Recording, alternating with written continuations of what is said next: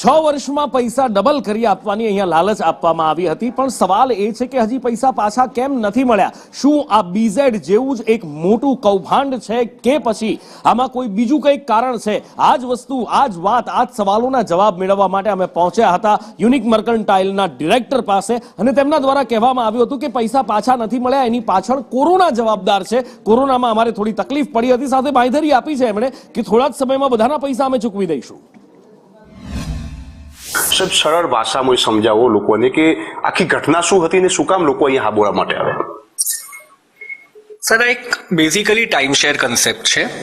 આ કોઈ ફાઇનાન્સની કંપની નથી, આ કોઈ મ્યુચ્યુઅલ ફંડ નથી, આ કોઈ ઇન્સ્યોરન્સ નથી. અમે લોકોને નાઇટ્સ ઓફર કરી હતી ને અમે લોકોને લેન્ડ ઓફર કર્યા હતા.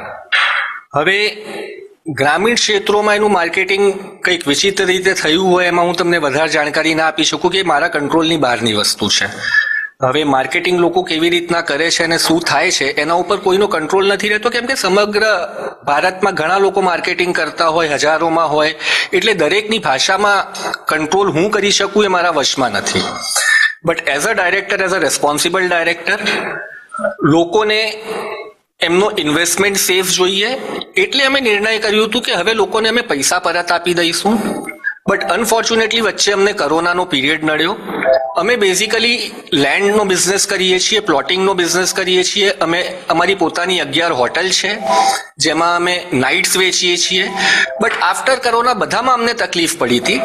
એક લિક્વિડિટીનો પ્રોબ્લેમ આવ્યો હતો જેના લીધે આ ડીલે ચાલી રહ્યું છે.